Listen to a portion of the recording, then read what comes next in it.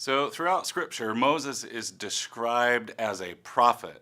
And maybe we're not familiar with thinking of Moses as a prophet because usually when we think of prophets, we think of Isaiah or Jeremiah or Ezekiel.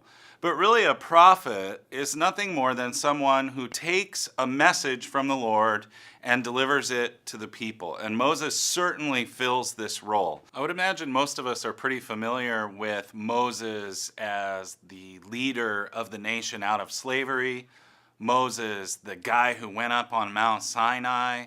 Maybe what we're not as familiar with is the fact that in the Bible, Moses is often described as a prophet. As a matter of fact, at one point in Deuteronomy, God even says to Moses, I am going to raise up a prophet like you. And the question is, in what way is Moses a prophet? Because I think for a lot of us, when we think of a prophet, we think of someone like Isaiah or Jeremiah or Ezekiel or Daniel. So in what way was Moses a prophet?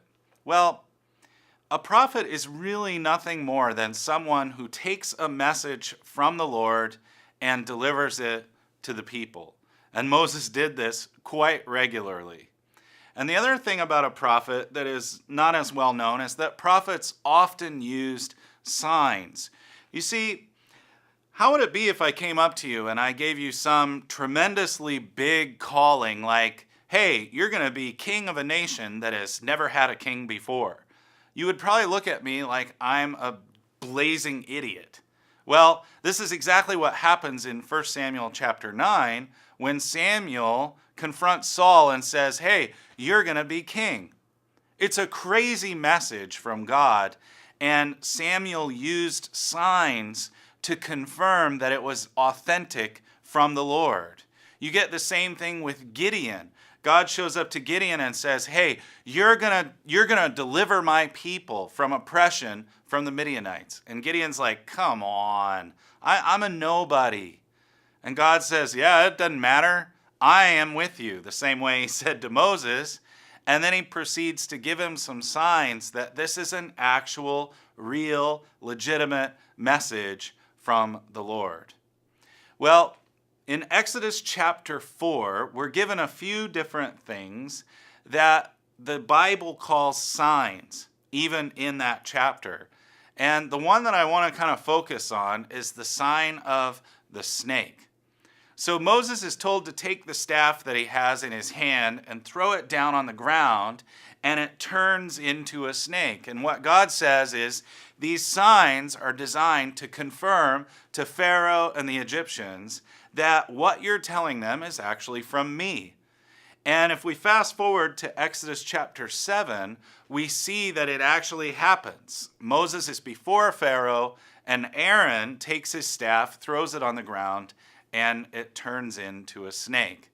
Now, it'd be easy to kind of look at it and go, well, a staff, it's shaped kind of like a snake, so that's really all there is to it. It's a cool parlor trick that God allows Moses and Aaron to do with their staffs.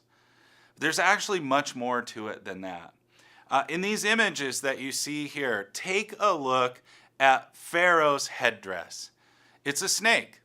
And the Egyptians had a term for that snake. We call it the uraeus. And the uraeus was this snake that would go before Pharaoh into battle.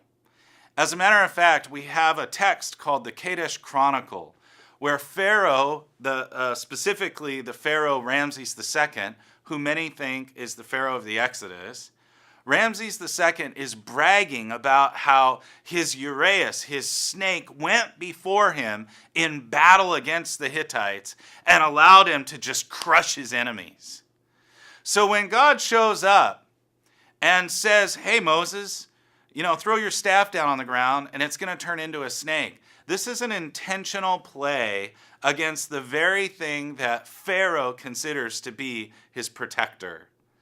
And if you look at chapter 7, it's critically significant that not only does Aaron's staff turn into a snake, but when Pharaoh calls upon his Egyptians to perform the same trick, and through their magical arts, they somehow manage to get a snake on the ground, the text tells us that Aaron's snake ate or swallowed up their snakes. This is a hugely significant polemic where Scripture is informing us that God is hitting Pharaoh right where he's at.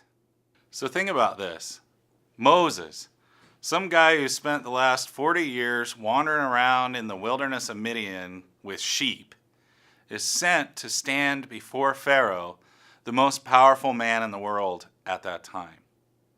And God gives him some signs to help confirm that Moses' message is actually from God.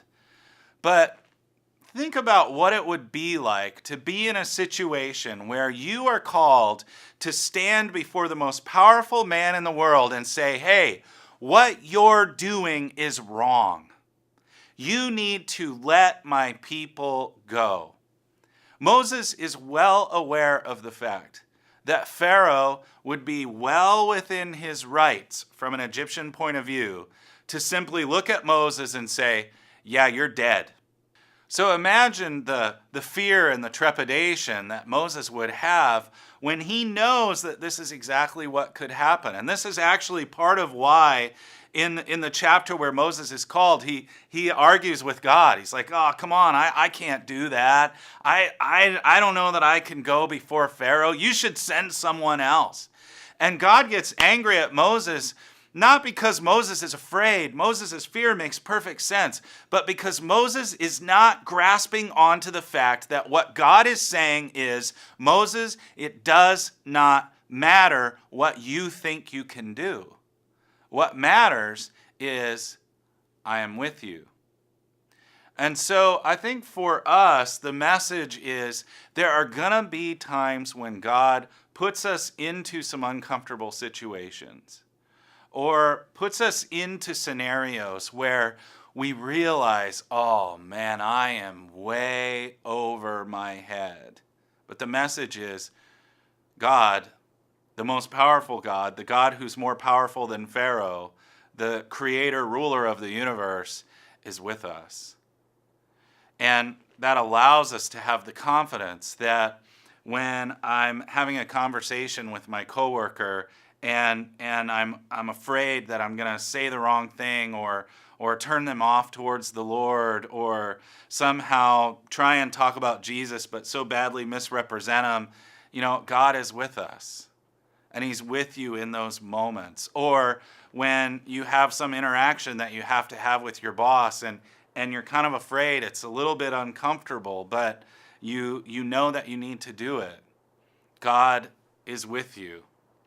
And I just think that we in our daily lives are regularly confronted with things where it's easy to kind of live out of fear or operate out of fear. And the message from this chapter of Exodus, and God even gives signs to show it, is you can go before the most daunting, most intimidating circumstances when God is with you.